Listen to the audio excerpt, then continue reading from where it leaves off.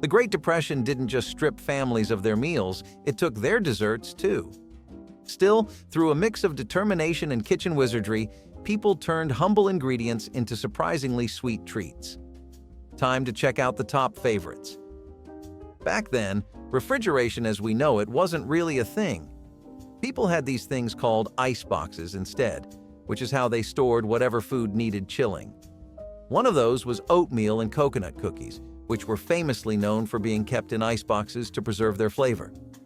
Oatmeal cookies have already been something that Americans had a deep, intimate relationship with for a long time, even before the 20th century.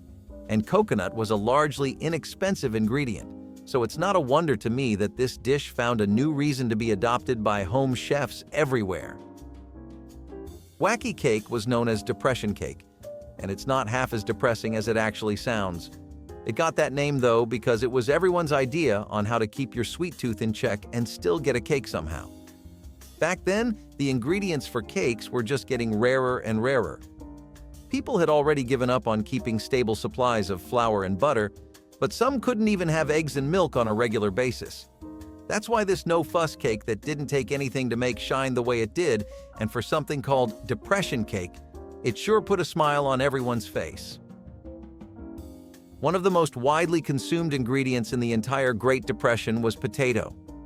This star quarterback of a vegetable saved so many people's weekly dinner plans it's really not even funny. Potatoes could also be homegrown, and with the Depression, a concept known as backyard gardening became a thing. People used to grow crops in their backyards wherever they could, either to keep getting new food that didn't cost anything or to sell it for other stuff. One of the best ones to grow was a potato because you could make anything out of it, like potato donuts. These were even store-bought, and they were still really cheap. Think of them like soft, starchy, melt-in-your-mouth donuts made out of mashed potatoes. Chocolate potato cakes were probably the best example of ingenuity as a result of a crisis. Who would have ever thought that mashed potatoes and chocolate could go together in a cake of all things?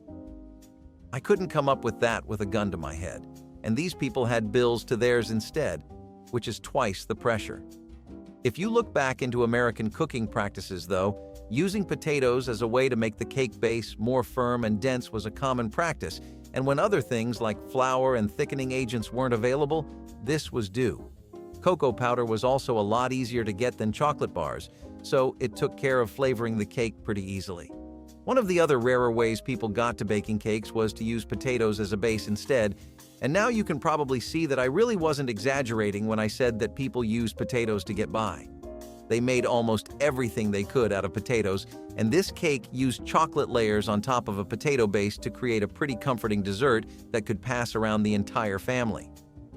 Despite what you might think, the chocolate flavor was actually pretty noticeable and deep, and the potato flavor was barely noticeable. It felt and tasted much closer to a real cake than people would imagine.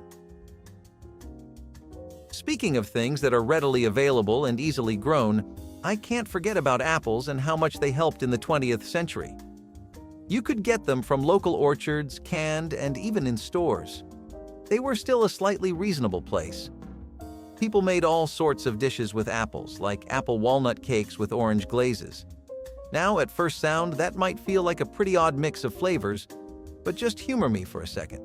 Dried fruit like walnuts was foraged or purchased, since they also managed to escape the worst of the rising inflation. Foraging walnuts was a lot easier in areas where they were grown naturally, like California, so this cake took off with the crowd there. Floridians also used to get by on this cake a lot, so you can trust that you might find some use out of it too, especially if you're from those states. Back to the cake though, because there's a lot to talk about flavor-wise here. This cake used those and an orange glaze to make a really fruity cake overall that had a tangy, citrusy flavor profile, but a satisfying walnut crunch, along with the bitterness and sweetness of a nice, ripe apple. All in all, it's not a bad deal for the circumstances. Plus, in the guise of a cake, you were actually eating some pretty healthy fruits. The best thing about this cake was that it could stand on its own without any frosting or decor, and it could also be baked in one single pan. The glaze balanced the earthiness and bitterness of the walnuts, and the apples were right in the middle of the flavor spectrum. whereas the nuts and oranges were on opposite ends. This meant that you had a pretty well-balanced dish for almost no effort or money, and that was a godsend back then. Apple cornbread crisps were another really popular way of incorporating apples into an ingredient that has lasted many families throughout many droughts. Cornmeal is a staple ingredient for a lot of reasons, but you can sum them up by saying that it's always been there whenever you've needed it most. The Great Depression brought back the culture of apples, especially in rural areas and places with heavy farming land like the South. This used cornmeal to make apple-flavored cornbread, which was actually a pretty comforting dish to eat given the circumstances and the options available at the time.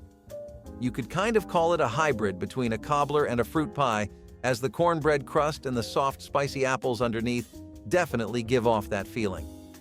Nope. As you can probably tell, growing fruits and vegetables in your own backyard became an exceptionally important fact of life. One of the other things that people became very fond of growing on a regular basis were grapes, like Concord grapes. This was especially true when you went over to areas like New York and the Midwest, which had a lot of strong potential soil-wise for home grapevines and grapeyards. People used this fruit to make things like ruby grape pies, since no part of the harvest was meant to go to waste. This became a pretty efficient pie to make when you were short on ingredients and couldn't afford the main selling point, which would usually be some kind of fruit. This pie was really popular in places like the Northwest Pacific and California. Places that had a pre-established culture of grape growing took a lot of advantage of it, and places like those even grew red grapes, which is what was used for ruby grape pies. Maybe that was self-explanatory, though.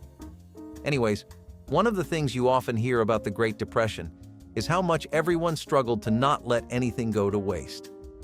Ruby grape pies particularly called for grapes at a specific stage of their shelf life, which is when they were really ripe, almost bordering on being too ripe to eat.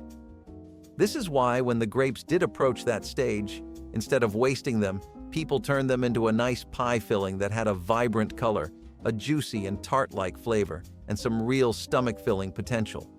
Dishes that looked and tasted nice were a real rarity, so people held this one close.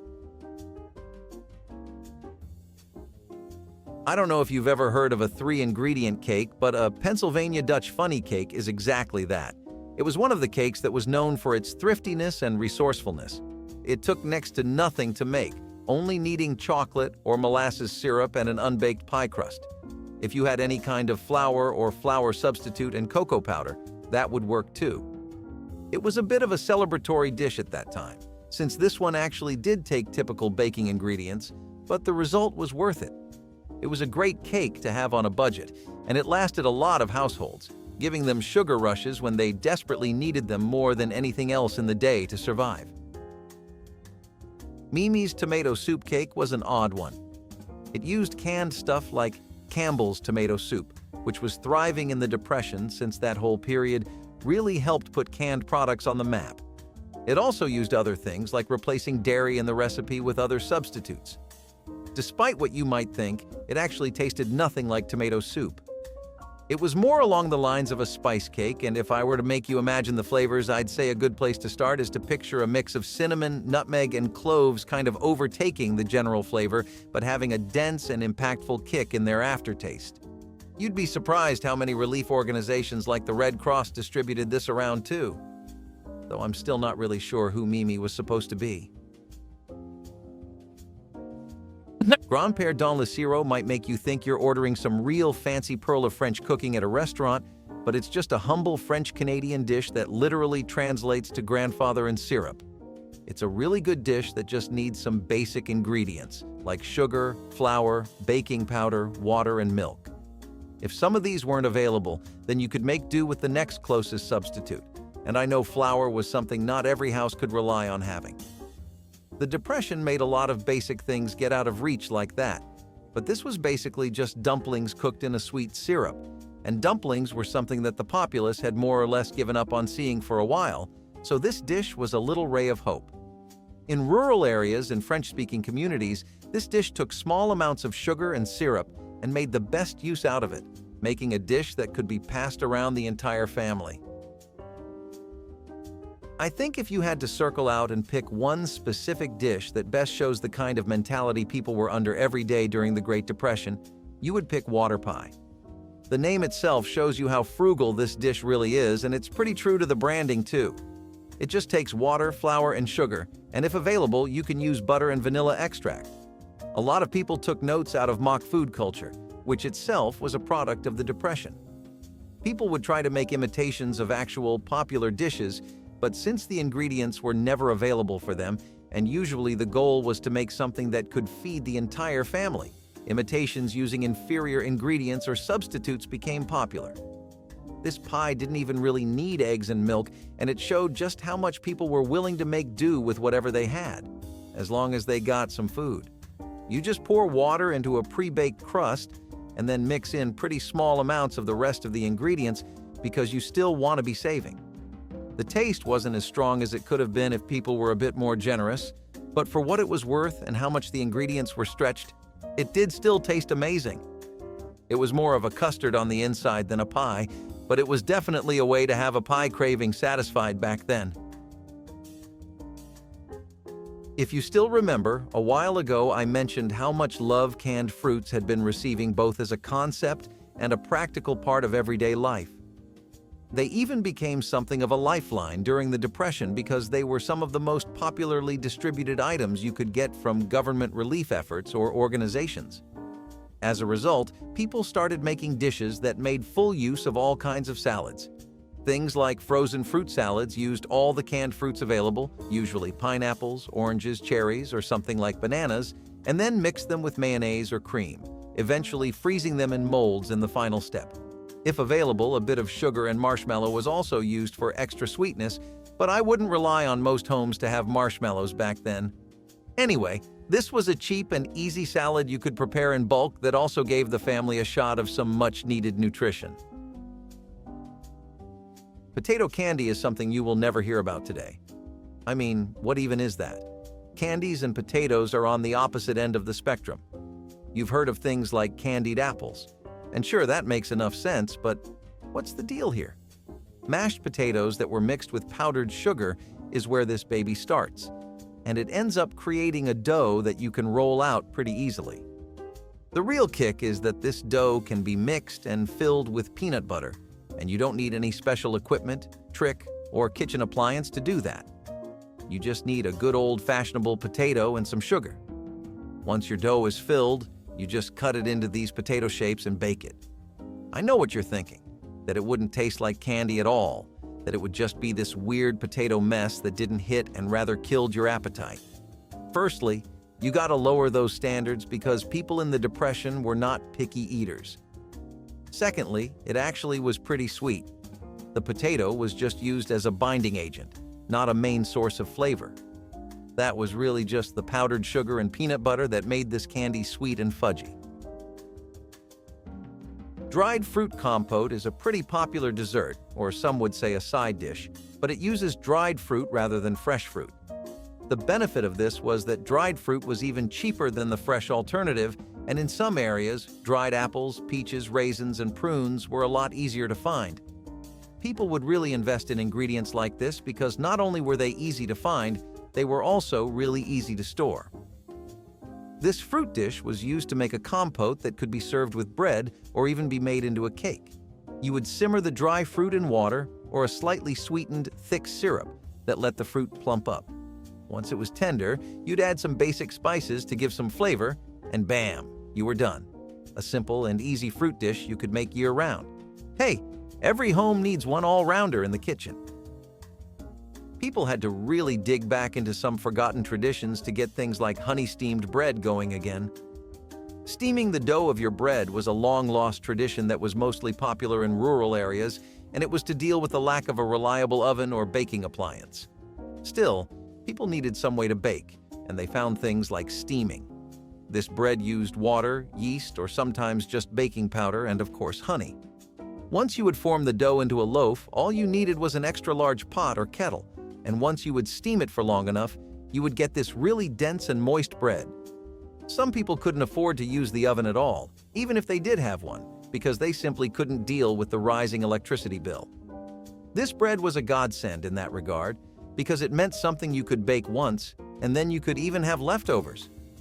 It was easy to bake a lot of this when the ingredients were plentiful, and it could be eaten on its own, sure. But if you wanted to get a better kick out of it, you could also enjoy it with some molasses or maple syrup. So you're seeing a lot of pies and cakes, desserts basically, but you might be wondering something. Did they skimp out on the whipped cream or not? And the answer is yes and no. The whipped cream you're thinking of? Yeah, they did. I'll be honest with you. Nobody was making that was considered even a slightly stupid financial move. That's just how tight the situation was back then. You had to really make each move your best one if you wanted to last out the recession, or more importantly, the week.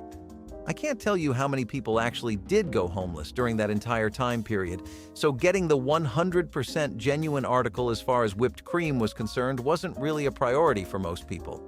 That doesn't mean they forgot about how good the thing feels on top of a good dessert, though. And sometimes even the strongest of wills just wanted a meal they didn't feel like they were settling for.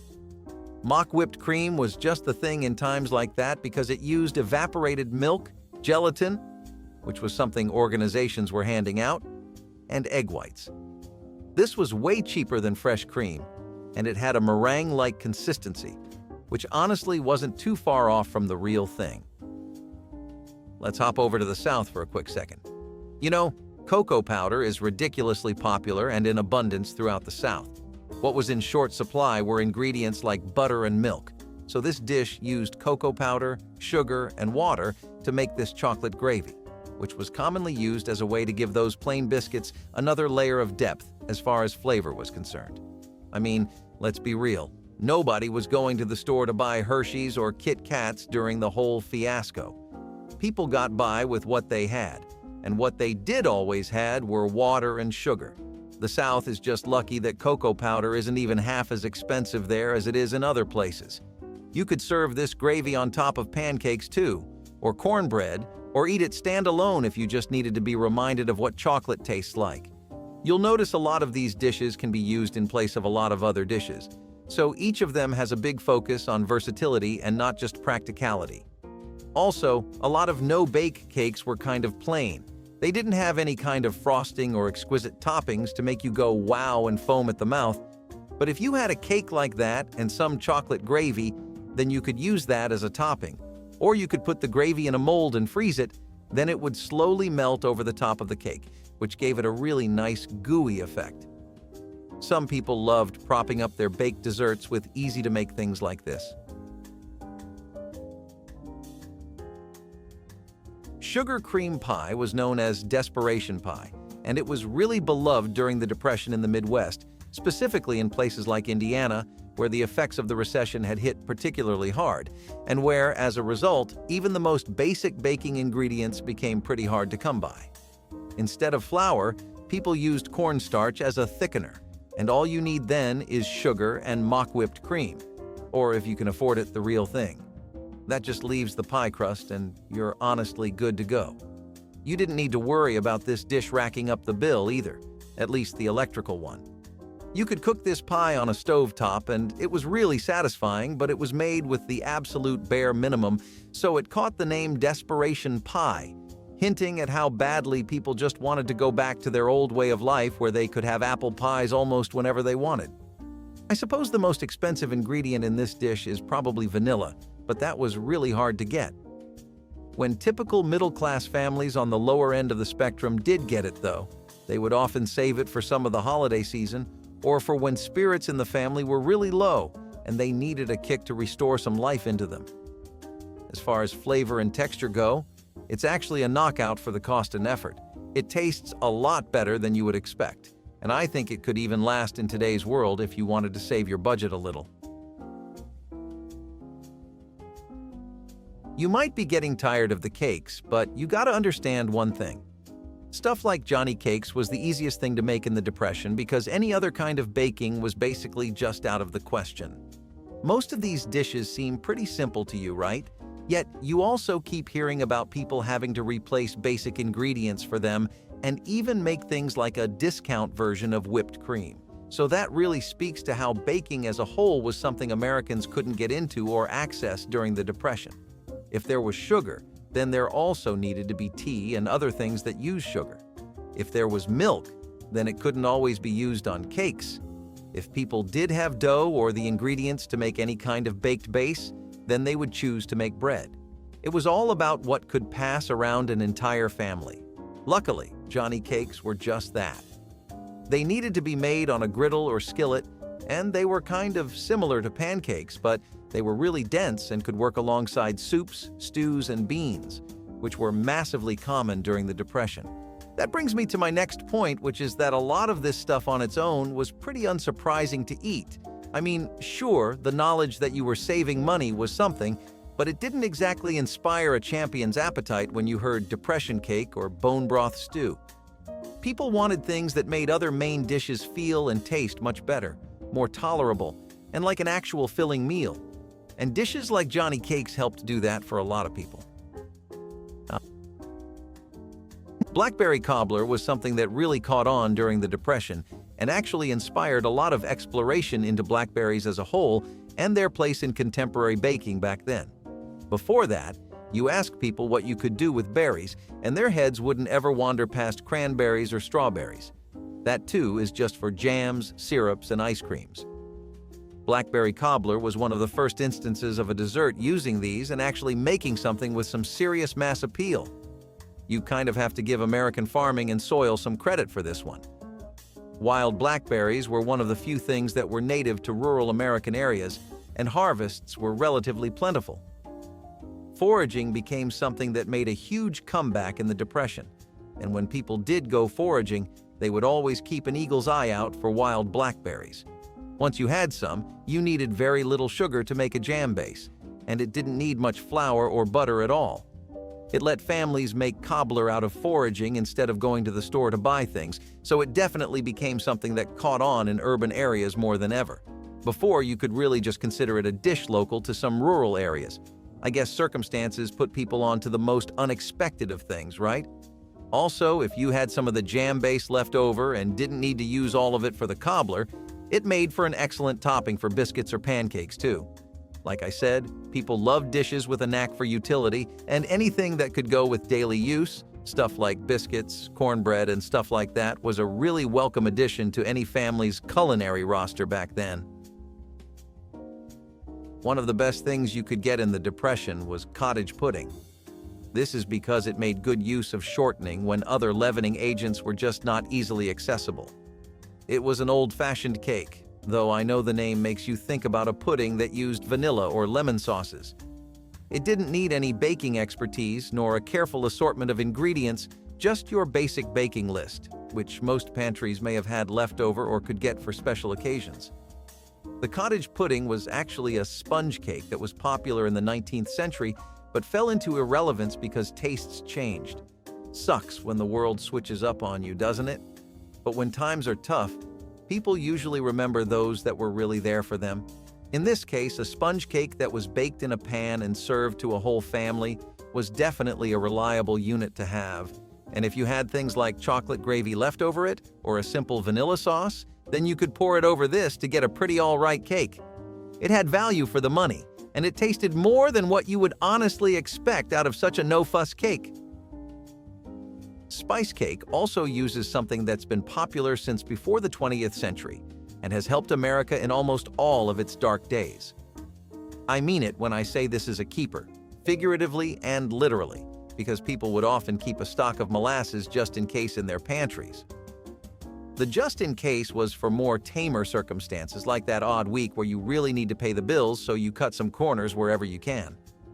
The Depression was really just that week played on a loop for years, so it's no rocket science that spice cakes became popular once again. They used things like cinnamons, nutmegs, and cloves, as well as molasses, brown sugar, and shortening or flour, to give the cake a pretty rich flavor. You didn't need fresh fruit or even canned fruit, let alone things like vanilla sauces and chocolate, which, let's be honest, as good as they sound, aren't the most practical items on the list. This spice cake was baked in a loaf or sheet pan, and it could be served to an entire family of 4 or more people. And it did the trick really well. If you could make a simple frosting or glaze from powdered sugar or water, then you were in for more or less a proper meal. The flavors here are also more or less what you'd expect. A soft but deeply warm combination of spices that doesn't overpower you but lulls you into a nice, dense sweetness. That weight in the flavor is from the molasses, which are usually described as being a heavy presence in whatever food they're in. Jelly rolls used jams and jellies, like the blackberry ones we talked about, and filled them into a sponge cake that was made using all the same basic ingredients the rest of the ones on the list are. Once filled, you would just bake it and roll it into a log.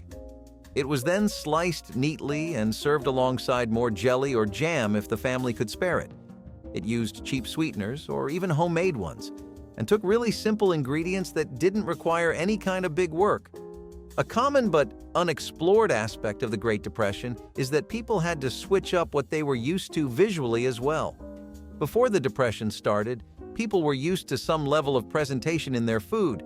You know, a nice cut of steak on the right, some collard greens and vegetables on the left quarter of the plate, with the remaining portion for gravy.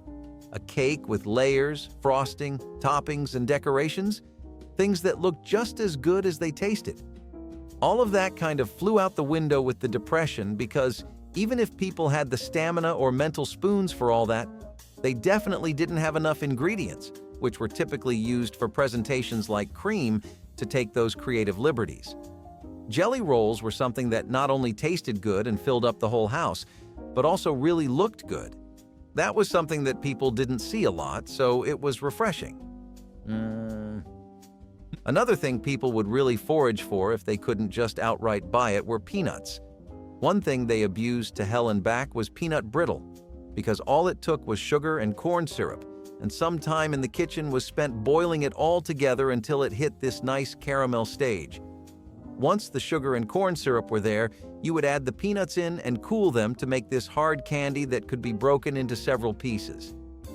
You might be thinking, if the goal was practicality over everything else, why not save the peanuts as a topping or make some kind of spread out of them? And that's because the only things on the planet that can be super efficient and practical endlessly are machines, and humans just aren't like that. Even those people eventually got tired of cutting corners with their food all the time and wanted a snack or candy they could really enjoy. Honestly enjoy with all their heart for once. Especially since this was so popular around the holiday season, though it could really be enjoyed year-round too. It was a long-lasting sweet snack that felt like it was a high-quality meal, not one you had to spare a lot of standards for, because what else were you going to do? The flavor was sweet, nutty, and caramelized, and the kids especially loved it. Sure, the adults could stomach most food a lot better and a lot more regularly, but the kids got tired way easier, and they needed stuff like this to keep themselves refreshed. Soda cracker pies were another variant of what you call desperation pies. Kind of poetic that we end the list about the Great Depression as a desperation pie, but maybe I'm looking too deep into a thematic parallel there. Anyway, soda cracker pies used saltine crackers to get the texture of a conventional pie crust back when people didn't have those or couldn't afford them at the local store. The most you needed for this dish was the vanilla, because everything else was a lot more affordable, and more importantly, a decent bit more accessible compared to things like frostings and meringues. Though the topping for this pie was also imitating the texture and sensation of a meringue, those versions made use of a mock-whipped topping that was meant to get a custard or meringue-like texture. Soda cracker pies were flavored with vanilla when times were more alright, but most of them used lemons instead, making it a dessert that could appease the citrus fans and the plain sweet lovers. It has a crunchy texture because of the crackers, but on the inside, there's this thick custard filling that's creamy but easy to digest. The lemon or vanilla flavor really changes the entire vibe of the dish depending on which you go for, but both are added in moderate quantities so that it's not an overpowering dish, but a light and refreshing one. The crunch really helps bring it all together, and out of all the pies, this is probably one of the ones people made the most out of anything else. That wraps up our list of desserts that made the Great Depression bearable for us. If you found something familiar, like and subscribe to our channel for more.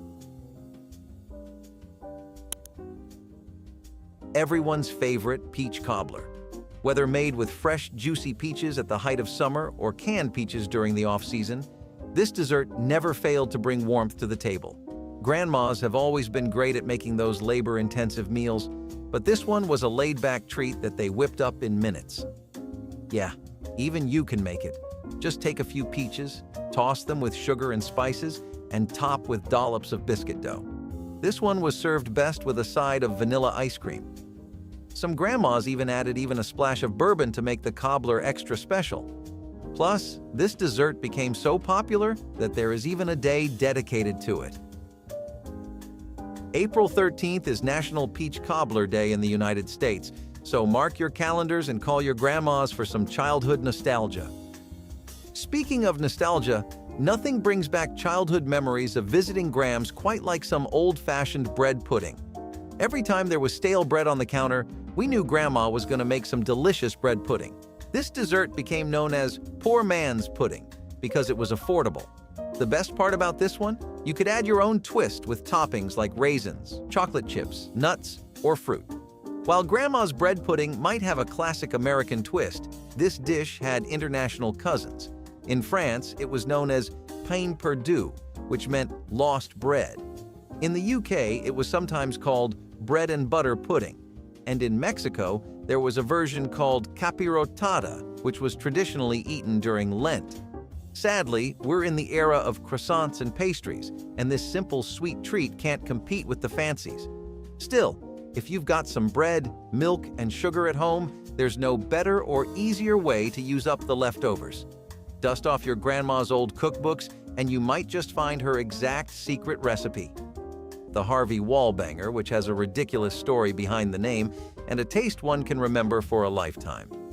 Much different from the types of cakes that were typically served in the 1970s, the cake broke new ground in the baking scene by trying to copy a cocktail. Harvey Wallbangers were a really popular cocktail made of vodka, orange juice, and an Italian drink known as Galliano.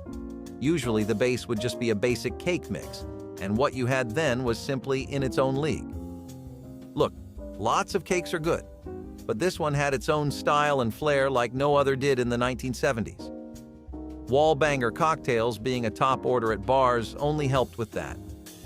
A fragrant, boozy orange cake that is soft and airy, it was one of the most treasured recipes that we lost to the 70s. Watergate cakes were another hit dessert in the 1970s, particularly in 1972 when the Watergate scandal occurred. A Watergate cake is a layer cake made of pistachio and often has mousse frosting, although it can contain other ingredients too, like diced pineapple and marshmallows. Despite its questionable political rep, it actually was popular enough in 1975 to increase shortages for pistachios all around Washington. That too near Christmas season, folks were baking. That many of them, but we bet you have never heard of a Watergate cake before. Sadly, it is a forgotten relic gone from tables nowadays.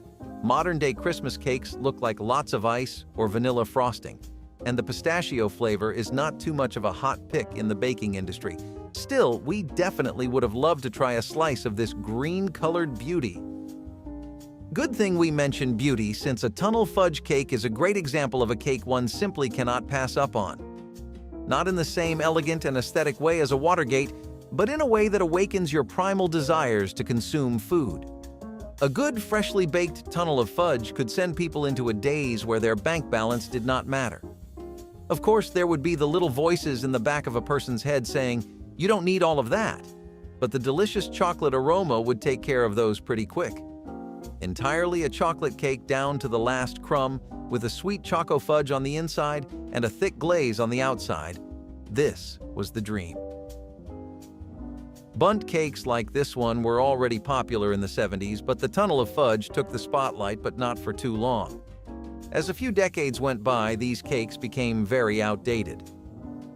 We've got all sorts of fancy pies nowadays, from chocolate hazelnut mousse to blackberry merlot, but Grandma's banana cream pie was the talk of the town in the 60s. Do you remember coming home to a chilly slice of this delicacy? This one was a guaranteed crowd pleaser, and that's why it was the star of the table during the holidays. Here's the thing, bananas were very readily available in the US in the 1950s till 1960s, which means people had to come up with creative ways of eating them. And well, grandmas know best, especially when it comes to hearty desserts.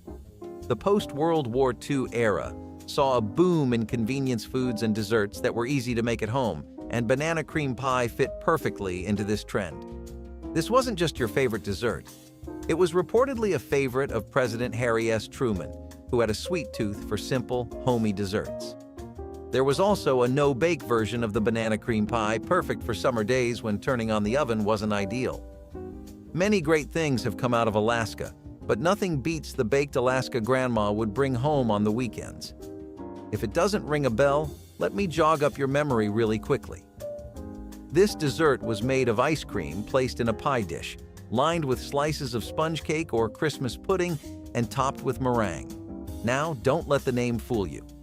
This delicacy didn't really originate in Alaska. Yeah, it was made at the famous Delmonico's restaurant in New York City.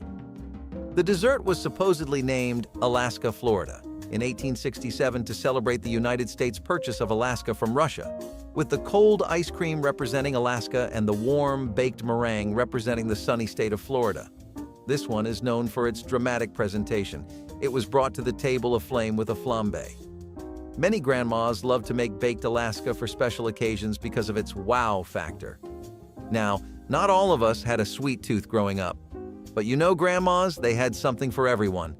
And lemon meringue pie was the dessert of our dreams. It wasn't too sugary, just the right balance of tart and sweet. The pie that we knew growing up was believed to have evolved from two earlier desserts, the lemon custard pie and meringue-topped desserts. The lemon meringue pie consisted of a shortened pastry base filled with lemon curd and topped with meringue. This dessert became all the rage during the Victorian era, which made it one of the luxury dessert options of the time. But you know how our grandmas loved spoiling us, and she was always ready to whip up labor-intensive meals as long as they brought a smile to our faces. Plus, this one was also one of the healthier desserts. Yeah, thanks to the lemon's vitamin C and the absence of heavy creams and custard. It doesn't really get better than this, does it? Sock-it-to-me cakes were probably the vanilla lover's equivalent to a tunnel of fudge. Just like the former, everything about this cake amplified the sweet vanilla flavor. In the 1970s, buttery elements in desserts were really common, and most pastries, cakes, or desserts of any kind had heavy notes of butter in their overall taste. At the time, fruity flavors like rhubarbs and blackberries had taken just a bit of a back seat, and instead, others grew, especially flavors like vanilla and pecan. Sock-it-to-me cakes took those two tried and tested pillars of cake making and mixed them with a cinnamon streusel in the center. What you had then was a deliciously tender, moist, and rich cake that was perfect in just about any season and easily available. In the 70s, they definitely had a very memorable run, but as America kept changing its tastes, this recipe went in the closet. Bourbon fruitcakes had their fair share of dried fruit goodness too, except it came with a boozy twist. All of the fruitcake would be soaked in bourbon. While the essential dish that involved just candied fruits was well known in most states, it really took off in Kentucky. Over there, each neighborhood had their own style of bourbon fruitcake. Some people would soak it in whiskey and top it with a bourbon glaze. Others would keep the glaze but replace the whiskey with vanilla crumb frosting and use sponge cake. So you see, the idea got around and people had their fun with it. That just goes to show the boundless imagination of man to us, really, because we could not think of mixing bourbon with vanilla. However, even in states like that, this is mostly a very antique 70s dish that is not popular anymore. Speaking of baker bangers that had boozy beginnings, grasshopper cakes were meant to mimic the taste of a grasshopper cocktail and were actually a pretty refreshingly new dish. People had options for cakes, do not get us wrong, but you know the menu on your phone can suddenly start to look stale when it has the same 6 things you have always ordered. Since like the past 5 months, and that is when cakes like this were people's new way to feel good about themselves on a Friday night. Grasshopper cakes had mint cakes that were layered with chocolate fudge and topped with mint whipped cream. It was not only really popular in general for bakeries, but also a holiday favorite. There would always be sales going on for grasshopper cakes with 10 or 20% off. Nowadays, you would not find this anywhere because mint cakes are not very trendy right now. You could always try making it at home, but an authentic 70s grasshopper was something else. Here's one that has a bit of a controversy on it depending on where you are from. The Italian cream cake did really well in the South. Pretty much every neighborhood had it up for dinner at Thanksgiving or some kind of holiday. Maybe their kid just passed an entrance test, or maybe they got a lease on that house they have been planning to move into. Point being, any reason was mostly a good reason to have an Italian cream cake. Outside the South, people sort of questioned the cream cheese frosting and had their reservations. Critics could not see how almonds and pecans could work together in a dish with coconuts as a base, especially with a frosting like that, but it was definitely still a presence in the baking scene in 1970s America. Back then, it had a niche following, and enough time has passed for that to have faded away long ago, so no one really remembers a legit Italian cream cake now. Do not get the wrong idea, because Americans have no real problem with cream cheese frosting, and cakes like hummingbird cakes prove that.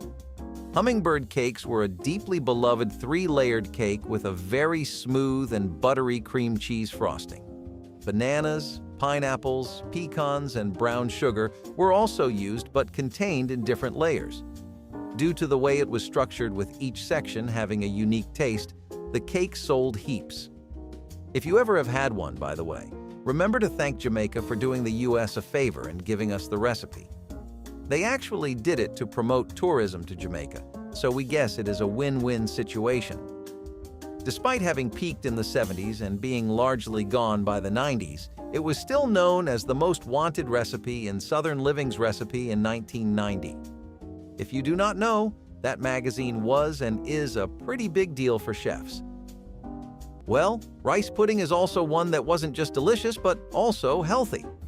Don't you love it when sweet treats come with health benefits? Talk about a good deal. So, I'm sure I don't need to get into the nitty-gritty of this one, because who doesn't remember the taste of rice pudding? It started out as a way to use up leftover rice and soon became the dessert that had everyone coming back for seconds. Not only this, but rice pudding was one of the easiest desserts to make and was made with ingredients easily found around the house like rice, milk, and sugar. Rice pudding originated in Europe and was brought to the States by European immigrants. Our grandmas decide to take the classic dessert up a notch by adding some key ingredients like vanilla, nutmeg, maple syrup, or cinnamon. Now, with the change in tastes and trends, this one never made it to big restaurants, but let's be honest, Grandma made it better than any Michelin star chef could possibly have. It's something about making sweet treats with a whole lot less sugar and a whole lot more love. You can't possibly have a conversation about forgotten grandma desserts and not bring up the infamous blackberry cobbler. This one was a summer favorite when blackberries were in season and at their peak of flavor. So, cobblers have their roots in early American history. Pioneers who traveled across the country had to make do with what they had, and traditional pies were difficult to bake on the road. Instead, they would cover the fruit with a layer of biscuit dough or batter and cook it in a Dutch oven, creating what we now know as a cobbler. The blackberries didn't only give the cobbler some flavor, but also packed it with antioxidants. This dessert was particularly famous in southern states and was a staple at many southern family gatherings, church picnics, and barbecues. Okay, so this next dessert's reputation speaks for itself. I'm talking about snickerdoodle cookies. This bad boy was timeless. You could be 5 or you could be 45 and still enjoy the soft, chewy snickerdoodles coated in cinnamon sugar, which gave them a sweet, slightly spicy flavor. And trust me, it was impossible to resist. Snickerdoodles are considered a classic American cookie, with a history that dates back to the late 1800s. 2 centuries later, they're still a fan favorite. Now, you could get these at many popular bakeries, but nothing beats what Granny whipped up in minutes back in the day. This biscuit was the star of Grandma's cookie jar, and always the first one to disappear. Atlanta has given us some great things like Donald Glover's hit Atlanta series, and also one beloved soda, which led to another cherished cake, the Coca-Cola cake. It involved a thick buttermilk chocolate cake and marshmallows which were topped with a cola frosting. Unusually, the cake was frosted while still being warm. You may think this is a dumpster fire of an idea and it tastes terrible, but you would be sorely wrong. In fact, most people were not able to tell Coke was even used in the cake. Talk about sneaky, huh? Honestly, the closest thing we can compare it to is a sheath cake, which has a similar recipe but a few things left out. Coca-Cola cakes were perhaps the best Southern comfort food on many, many nights, but people would eventually move on as different products and mixes came. Mayonnaise cake kept steering America into the direction of adding weird things to chocolate cakes and discovering later that they actually do work together. Mayonnaise cakes were these really moist, dense chocolate cakes that were not soft but heavy to bite. One of the best things to come out of Depression-era cuisine are cakes like this that require no basic ingredients like eggs or butter but can still be a knockout all on their own. Every underdog deserves to shine, you know?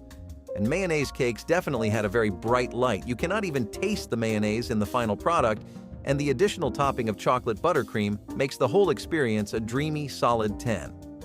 In our book, that is reason enough to get the baking gloves on and start the oven. But unfortunately, this stayed in the 70s, and people preferred cakes made with more ingredients when times got better. If we are talking about what was popping the Depression, then it would be criminal to not mention wacky cake. Again, a very dark and vivid cake in terms of flavor that could be frosted with any icing you preferred. The best part about this dish is that you can bake the cake in the same pan in which you make the mix, so it is all a very simple and easy process. An insanely high part of the population wanted comfort food, but everything they would use to make that was so out of reach in those times. Things like wacky cakes, which, despite how they went against traditional baking conventions, provided a lot of warmth and relief to people. If it looks like it and it tastes like, then really, what is the problem? Sadly, most Depression-era cooking stayed in that period. Earthquake cakes are not made from innovation born of scarcity. No, on the contrary, many critics and crowds were of the opinion that it often did too much. Similarly, for people who loved explosive combinations of flavors that bounced off of each other, this was nirvana. A chocolate mix base for the cake layered and filled with coconuts, pecans, and chocolate chips, as well as topped with cream cheese and chocolate batter. Yeah, that definitely sounds like a lot. We love our sweets just as much as the next person, but at some point it stings, you know? Despite facing some not-so-welcoming reviews here and there, earthquake cakes were pretty common in tropical seasons, particularly in states like Hawaii and Florida. Definitely a cake that is a bit too all over the place to have lasted the long haul, though. Raspberry Bavarian cakes were the pearl of any feast, with all eyes firmly glued to the cake's shine and noses pointed towards its ethereal aroma. You know when something passes you by and suddenly you forget the time and the conversation you were having? Your head just gets locked onto whatever whiff of magic just passed you by. People would often describe their first up-close contact with raspberry Bavarian cakes that way. Beautiful, but even tastier. They had a fluffy and melty crème anglaise base that had been folded multiple times in whipped cream. Raspberry Bavarian cakes were in cookbooks and magazines all over the nation in the 70s, and they were a way to make a statement, or to have one wedding cake you would not forget. We are definitely jealous of those who got to try a slice when it was in its prime. Mocha whip cakes were more so the next hot thing in 1978 and started out as a niche trend particular in French-American restaurants. Young adults, book readers, and the romanticizing cafe-going types would always order a slice with their coffee of the day. Gold does not stay hidden in the dumpster for too long most times, and for these whip cakes that was the case. Mocha whip cakes went mainstream when more magazines began featuring them in the breakfast sections as chic and classy breakfast for the modern working adult. Advertising can go a long way, especially when it is targeted at you with the intent of making you feel special, but eating this cake did feel special. In America, it was hard for coffee lovers to find a coffee chocolate cake that did it right, and this was it. You can imagine the grief they had when it stopped being served in the usual spots past the 70s. Next up, we gave the rhubarb pie. This is another one of Grandma's treats that wasn't too sweet or heavy on the stomach. It was a springtime hit made with fresh rhubarb sugar and often a touch of cinnamon or nutmeg.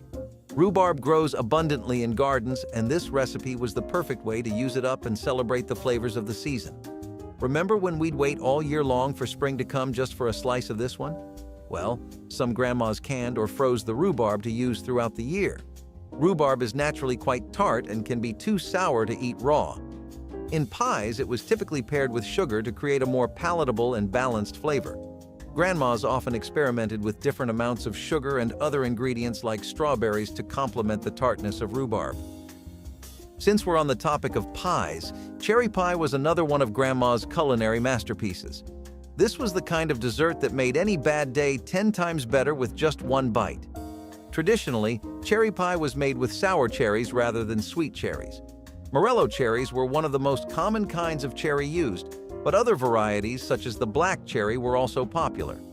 So, cherry pie is considered one of the most iconic pies in America, second to only apple pie. There's a famous story about young George Washington chopping down a cherry tree and then confessing to it saying, "I cannot tell a lie." Legend says this cemented the importance of cherry in American history and inspired our grandmas to add the fruit to their delicious desserts and meals. Cherry salad was another popular dessert back in the day. Okay, so this next one was a staple on Grandma's dinner table during the holidays. Yeah, I'm talking about the spice cake. Come on, there's no way you don't remember this bad boy.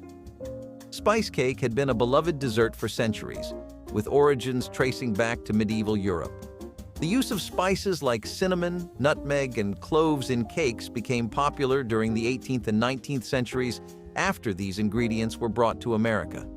Someone's grandma decided to add spices to an old-fashioned cake batter, and let's just say we're extremely grateful for it. This cake shaped many childhoods as its aroma marked the start of fall and holiday season. From Thanksgiving days to Christmas mornings, this one was always sitting in the kitchen for anyone who wanted a taste of the season. I think it's fair to say that apples were a crucial part of whipping up desserts back in the day. But hey, apple pie wasn't the only sweet treat we got out of this fruit. Remember Grandma's apple dumplings? These were made by wrapping a whole or sliced apple in dough and then baking it until golden brown. And Grandma's apple syrup topping was like cherry on top. This was a labor-intensive dessert, which is pretty much why it's associated with Grandma's kitchen. The process of peeling, coring, and stuffing the apples and then carefully wrapping them in dough was a true labor of love. This one was commonly enjoyed as a dessert, but no one judged you if you ate it as breakfast. I mean, pair it with a cup of coffee and your taste buds will thank you. You and I both know this list would be incomplete without the mention of classic whoopie pies. Now, these come with an interesting origin story. Whoopie pies are believed to have originated in the northeastern United States, particularly in Pennsylvania Dutch country, or Maine. According to legend, when Amish women would bake these treats, their husbands or children would exclaim, "Whoopie!" upon finding them in their lunch pails. And let's be honest, we all did that little whoopie when we sighted this one in our grandma's fridge. So these were a perfect cross between a cake and a cookie. But despite their name, they were more like mini cakes than actual pies. These were the best on-the-go treats that you could just grab on your way out. Also, here's a fun fact. In 2011, the whoopie pie was named the official state treat of Maine. So, blondies are the butterscotch-flavored cousins of brownies and are also often called blonde brownies. Surprisingly, blondies actually predate brownies. Recipes for molasses-flavored bar cookies, which are considered early versions of blondies, appeared in cookbooks as far back as the late 19th century before the more famous chocolate brownie took the spotlight. Grandmas often baked these when they wanted a break from chocolate treats. While brownies may have overshadowed blondies for a while, blondies have been making a comeback in recent years. They've become a trendy dessert at cafes and bakeries, where they're often topped off with gourmet ingredients like toffee bits, browned butter, or even matcha. Coconut became a popular ingredient in the US during the late 1800s, and coconut cream pie instantly became a cult classic. This one was really different than Grandma's usual desserts as it brought a taste of toppings to the table. The heart of this pastry was the coconut cream filling made with coconut milk or cream, sugar, eggs, and sometimes a bit of cornstarch to thicken. And no coconut pie was complete without a thick layer of whipped cream on top. Thankfully, my grandma was extra generous with the topping. Some grandmas liked putting their own spin on the dessert by adding a hint of vanilla or almond extract to the filling or even pineapple for a piña colada-inspired twist. Sadly, today's store-bought versions don't even come close to what Gram used to make back in the day. Cherry chiffon cakes hit a sweet spot for almost every American, whether under or over the age of 30, in both their worst and best times. An incredibly cloud-like cake that almost felt like biting into squishy air makes for therapeutic release, apparently. Cherry chiffons worked in any mood and situation. Getting married? Got your diploma? Had a baby? Moving out or celebrating a promotion? Won your divorce settlement? Whatever it was, this cherry-topped cake was there to make the sweet taste of it all even sweeter. Bakeries would usually sell these at pretty affordable rates too, so it was not anything that broke the bank if you ordered it. Heck, it was popular enough that it was a regular order every other day at most places. Those days are gone now, and Americans find that kind of personal comfort in much more different things today. Devil's food cake sounds incredibly intimidating and extra, and we would not blame you for thinking so. Maybe you are picturing a triple-layered behemoth of a cake adorned with skulls and a three-headed dog. What you will actually get if you step in a bakery and ask for, "This is a dark chocolate cake," but not just any old chocolate cake. Devil's foot cakes used to distinguish themselves in many ways from the standard. One of those was that they used much less butter and used more baking soda, giving it that classic mouth-watering look. Also, this helped for a much stronger flavor. Layers of deep, dark chocolate that took an idea as old as men skipping stones on a river to new peaks no one thought it could reach. Just goes to show there may be a lot more treasure if you look a little deeper. No matter how deep we looked, though, we could not find a place that does a great 70s-style devil's foot. Lazy Daisy cakes were made from sponge cakes, particularly hot milk ones, and would always come with a heaping serving of broiled frosting. Sometimes they were called snacking cakes, which tells you all you need to know about the cake. People had a very love-love relationship with Lazy Daisies, and as the name implies, it made them not want to get out of bed. A buttery yellow vanilla cake that was laced with broiled frosting was very hard to beat, and tropical elements like coconut flakes made it all the more refreshing. The frosting could be a vanilla one, but most traditional community cookbook recipes had a coconut and butter topping. Lazy Daisy cakes, true to their name, were easy to whip up in minutes and had you seated in one place for hours, slowly devouring every last slice. It is a crying shame that those are very far away comfort days from now.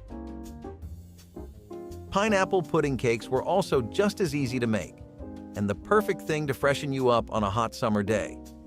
If you did not feel like pulling out all the stops and making a pudding and cake from the start, you could always use packaged products. Pillsbury sugar cake mixes and instant pudding mixes achieved almost the same effect, really.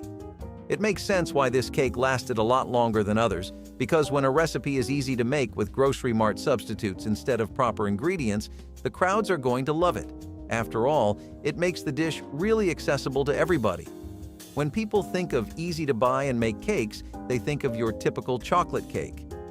Pineapple pudding cakes, also yellow cakes, were mixed with pineapple juice and cream cheese vanilla fillings. Definitely one of the most revitalizing vintage cakes that we are sad to see gone. 7-Up cakes were these really fluffy and moist bundt cakes, or sometimes pound cakes, that started off in the 50s but really took off around 1970. You might remember the Coca-Cola cake earlier on this list, and hey, if one of them works, why not try all of those fizzy sodas? Baking cakes with sodas became a pretty common trend in the South, especially in places like Southern California, where they were childhood memories for many kids. Quick, easy, and cheap but delicious cakes that warmed your heart up with a nostalgia trip. In the taste department, these closely resembled lemon lime cake, but the use of 7-Up gave it a much more vibrant and bubblier texture. Baking and fizzy sodas were something people moved on from as the 21st century approached, sadly, and we do not really know if it was for the better. If you grew up in the South, I'm sure you're familiar with the hummingbird cake. Yeah, it'd be a crime if this one didn't strike a chord. So this was pretty much a good old cake with exciting tropical flavors of banana, pineapple, and pecans. Let's be honest, we all get a little bored of chocolatey desserts from time to time, so this one was a good break from the classics. NS. The cake's origins can be traced back to Jamaica, where it was originally known as the Dr. Bird cake. The name hummingbird cake came from the idea that the cake was so sweet and delicious that it would attract hummingbirds. I don't know about hummingbirds, but it had all my attention for sure. I remember begging Granny for this one. This one was a famous choice for weddings, and Grandma's involvement made it extra special for the big day. Do you remember going to the pumpkin patch with your grandparents back in the day? Well, my favorite part about those trips was the pumpkin pie Gram used to whip up afterward. This one was a seasonal favorite and the star of the dessert table at Thanksgiving. Now, this wasn't all the hype amongst kids, but the adults could never have enough of it. During the Great Depression, frozen pumpkin pie became popular because it was a practical way to preserve the harvest and provide a delicious treat throughout the year. But nothing beats a warm slice fresh from Grandma's oven. Summer just wasn't complete without Grandma's irresistible strawberry shortcake. So, this one was a popular choice for picnics, barbecues, and family gatherings during the warmer months, and Grandma was always responsible for it. And just like everything else on the list, she made it absolutely delicious. Many grandmas took pride in making homemade whipped cream, and it's exactly what made it stand out from the rest of the desserts on the table in terms of taste. But hey, this one didn't just taste good. It looked appetizing too, making it the perfect dessert to take to potlucks. Strawberry shortcake is particularly associated with the strawberry season, which typically runs from late spring to early summer. A trip to the farmer's market during strawberry season pretty much meant you were going to have some strawberry shortcakes for dessert. Nowadays, people usually go for strawberry cheesecake, but if you were lucky enough to taste this one back in the day, you know the shortcake didn't just come to play. Let's have a full circle moment by making our way back to another apple dessert. I'm talking about the apple pandowdy. This was a variation of the classic apple pie. The name pandowdy comes from an old-fashioned word dowdy, which means shabby or unkempt. This referred to the pie's rustic appearance, where the crust often fell apart and the filling spilled over. Grandmas have been passing down recipes for this one since the 19th century, but somehow it is finally getting lost in the shuffle of modern recipes. Okay, so last but certainly not the least, we have Brown Betty. Does anyone remember this one? It was pretty much a baked fruit pudding that combined layers of spiced fruit and buttered breadcrumbs or crumbled bread. The most common version of Brown Betty used apples, but the recipe also included other fruits like pears or berries, depending on whatever was in season. The best part? Each grandma had their own way of making this one true to themselves, whether it was a secret blend of spices or a unique fruit combo. So, did any of these classic grandma desserts stir up tasty memories? If so, give us a thumbs up, subscribe, and let's keep those memories alive. We are going to end the list with a show-stealing pound cake known as the Bishop's Cake. Extremely popular in many high-profile cookbooks, such as the Silver Palette Cookbook, this butter pound cake delivered a very vibrant and fruity punch to your taste buds.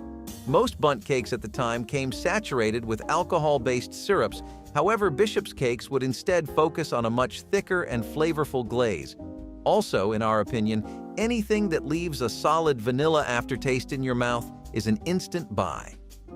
While the trend of fruitcakes was still popular and rising in America, these cakes certainly dominated the wave.